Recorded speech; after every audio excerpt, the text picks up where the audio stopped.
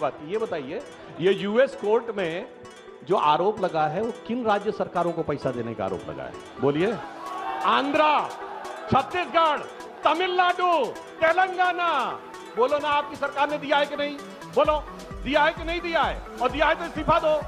ये भैया चितवी मेरी पटवी मेरी नहीं चलेगी। देश के अंदर आप सीबीआई की जांच कराइए और तमाम लोग जो जॉर्ज सोरेस के इशारे पर देश में षड्यंत्र करते हैं उनकी, अरे जाइए जगनमोहन रेड्डी को पकड़ के उठा के लाइए और बांधिए और पूछिए, और दूध का दूध पानी पानी, लेकिन नहीं करेंगे क्योंकि यही इनकी पॉलिटिक्स है। अद्भुत तर्क दिया है आशुतोष जी ने, मैं अभिभूत हो गया। क्या बुद्धिजीवी हैं साहब।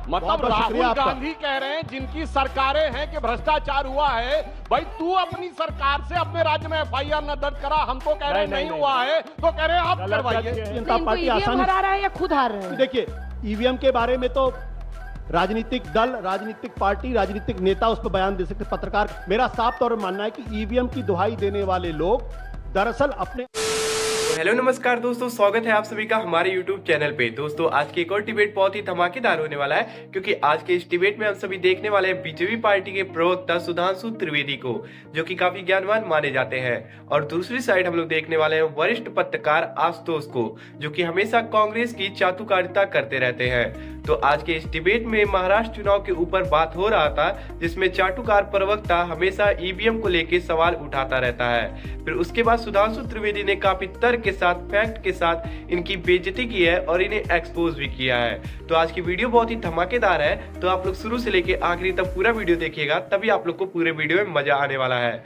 वीडियो अगर आप लोग को अच्छी लगेगी तो वीडियो को लाइक करिएगा, चैनल को भी सब्सक्राइब कर लीजिएगा ऐसी और भी वीडियो देखने के लिए। तो बिना किसी देरी के अब मेन डिबेट को शुरू करके देख लेते हैं। चलिए शुरू करते हैं।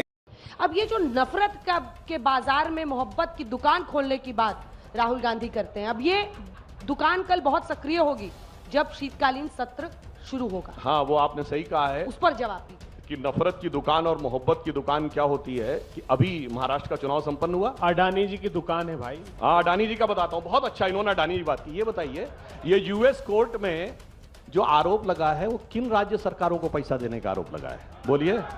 आंध्रा, छत्तीसगढ़, तमिलनाडु, तेलंगाना। बोलो ना, आपकी सरकार ने दिया है कि नहीं? बोलो, दिया है कि नहीं दिया है? और दिया है तो इस्तीफा दो। ये भैया चितवी मेरी पटवी मेरी नहीं चलेगी। अब मैं बताना चाहता हूं, और अब मैं एक सीरियस बात कहना चाहता हूं। एक सीरियस बात आप सोचिए, आज सोलर पैनल्स में, सोलर एनर्जी कंपनी के लिए सोलर पैनल्स में एक छत्र साम्राज्य किसका है? चाइनीज कंपनी का है कि नहीं? बोलिए।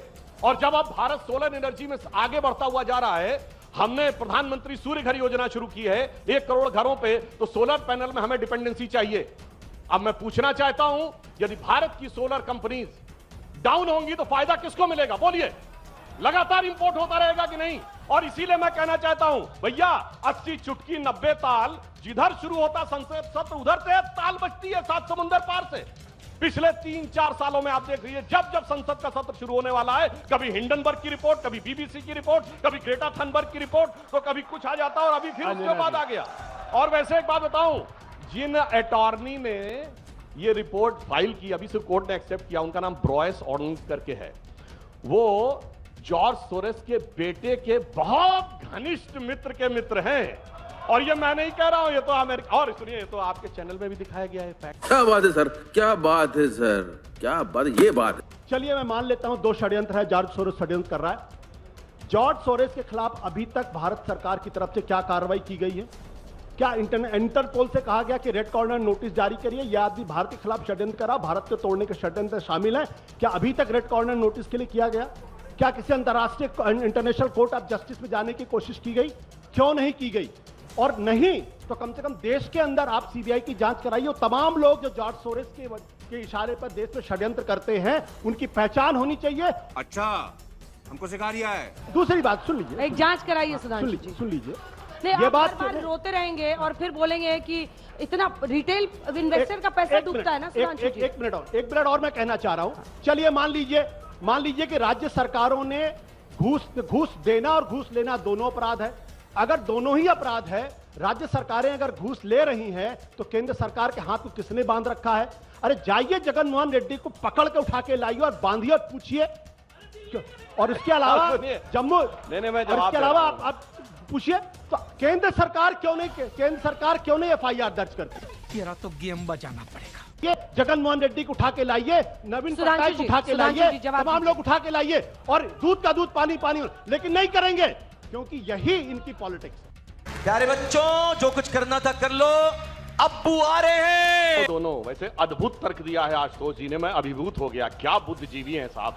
मतलब बहुत राहुल शुक्रिया आपका। गांधी कह रहे हैं जिनकी सरकारें हैं कि भ्रष्टाचार हुआ है, भाई तू अपनी सरकार से अपने राज्य में एफआईआर न दर्ज करा, हम तो कह रहे हैं नहीं हुआ है, तो कह रहे हैं आप गलत तथ्य करवाइए। है। मतलब गजब है साहब। राहुल गांधी कह रहे हैं ना, आपको भ्रष्टाचार समर्थन हुआ दे है। रही थी अब सुधांशु सुनिए, जी, एक मिनट, अपने वो तो आपको समर्थन दे रही थी।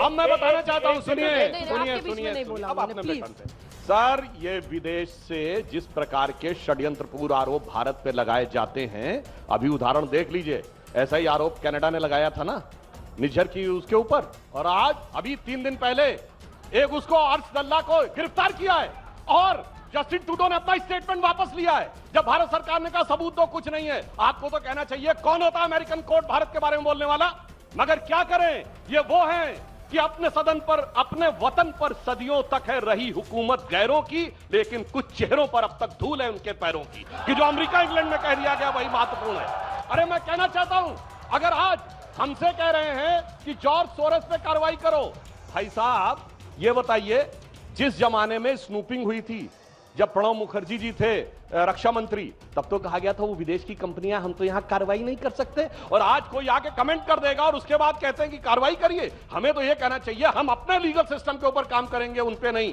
खैर, मगर मैं ये भी आपको बताना चाहता हूं, जिन सरकारों के ऊपर आरोप लगा है और इन्होंने कहा अडानी जी ने बहुत पैसा कमाया, बताइए सबसे बड़ा सोलर का प्रोजेक्ट 60,000 करोड़ का राजस्थान की गहलोत सरकार ने दिया। अब आइए, सबसे बड़ा माइंस का प्रोजेक्ट 16,000 करोड़ का भूपेश बघेल की सरकार ने दिया। सबसे बड़ा पोर्ट का प्रोजेक्ट केरल की सरकार ने दिया, और अभी अभी तेलंगाना की सरकार ने एग्रीमेंट किया है, और ममता बनर्जी जी ने भी किया है। मैं पूछना चाहता हूं मेरे भाई, ये कहानी क्या है? दिल्ली में बैठ के अडानी अडानी चिल्लाना है, फिर जयपुर में, हैदराबाद में और रायपुर में खटाखट इन्वेस्ट अंदर लेना है, ये मेरी समझ से बाहर है मेरे भाई। यही नहीं, अभी और सुनिए। अडानी को किनारे करिए, बताइए सोलर में दूसरी कंपनियां कौन है, नाम बताइए।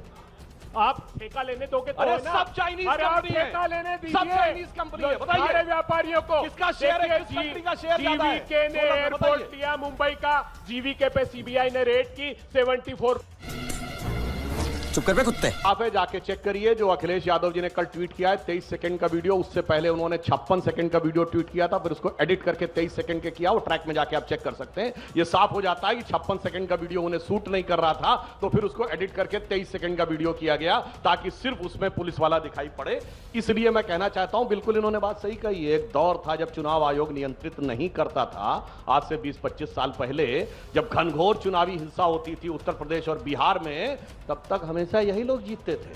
कांग्रेसी जीतती थी, लालू जी जीतते थे और मुलायम सिंह जी जीतते थे। मुझे याद है 2004 के मैनपुरी के चुनाव में तो हमारे कार्यकर्ता का सर काट दिया गया। ये बड़ी अच्छी बात कही है। इवन याद करिए, ये वोटर आईडी कार्ड कब आए, आपकी जनरेशन को नहीं याद होगा, 1993 में आए। उसके बाद से कांग्रेस को भी स्पष्ट बहुमत नहीं मिला है। जब से सीसीटीवी फुटेज आए हैं, तब से स्पष्ट बहुमत की दरकार खत्म हो गई है। जो चुनावी प्रक्रिया ट्रांसपेरेंट है, जब से लोग हाथ में मोबाइल आए, दिखाइए ना, लोगों ने मोबाइल नहीं बनाए थे क्या? दिखाइए वीडियो कहां बनाया है। इसलिए मैं कहना चाहता हूं, हकीकत यह है कि जनता की जागरूकता के आगे आपकी कुटिलता दम तोड़ती जा रही है। मगर क्या करें, सपा के लिए एक लाइन कहना चाहूंगा कि आज उनके दिल के दर्द को हम समझ सकते हैं कि टूटे हुए ख्वाबों ने ये हमको सिखाया है, दिल ने जिसे पाया था आंखों ने गंवाया है। क्या बढ़िया था गुरु। यार अगर आप लोग भारतीय जनता पार्टी के, प्लीज ये मत करिए आशुतोष। देखिए, मैं आपको वो लोग रिक्वेस्ट वहां कर रही बैठ कर हूं। डिस्टर्ब कर रहे हैं, मैंने आपको लगातार बोला है, डिस्टर्ब कर रहे हैं। बीजेपी के कार्यकर्ता की तरीके से बिहेव कर रहे हैं आप लोग। पर्सनली रिक्वेस्ट किया है, प्लीज सर, प्लीज ये ठीक बात नहीं है। पार्टी की हार जीत लगी रहती है, और चाहे वो भारतीय जनता पार्टी हो, चाहे वो कांग्रेस पार्टी हो। देखिए, सुधांशु जी भी मंच पर बैठकर उनसे बहस कर रहे हैं। अगर आप इस तरह की भाषा का वहां से इस्तेमाल करेंगे तो आई एम सॉरी, ये सही नहीं है। बात तो सही है। जनता पार्टी ईवीएम आसानी हरा रहा है या खुद हार रहे हैं? देखिए, ईवीएम के बारे में तो राजनीतिक दल, राजनीतिक पार्टी, राजनीतिक नेता उस पर बयान दे सकते, पत्रकार। मेरा साफ तौर पर मानना है कि ईवीएम की दुहाई देने वाले लोग दरअसल अपने अंतर्मन में झांके और झांकने की कोशिश करें। गलती आप में है, ईवीएम में गलती नहीं है।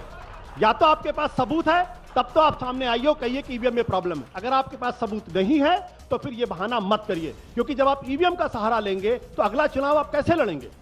क्योंकि अगला चुनाव लड़ने का मतलब है कि आप मान के चलेंगे हम तो जीत नहीं सकते। तो स्पष्ट बात क्या है अंजना जी? अब तो बड़ाई कर रहे हैं आपकी। अरे ये जो बीजेपी के समर्थक हैं उनको सबसे ज्यादा गुस्सा यही आता है। देखिए ये आपने जो कहा आशुतोष जी, चूंकि आप मेरे मेहमान हैं, लेकिन मैं कह रही हूं आपको, हम लोग भी देश में चुनाव में 100 सीटों पर मैंने ट्रैवल किया, अभी 30 सीटों पर महाराष्ट्र में।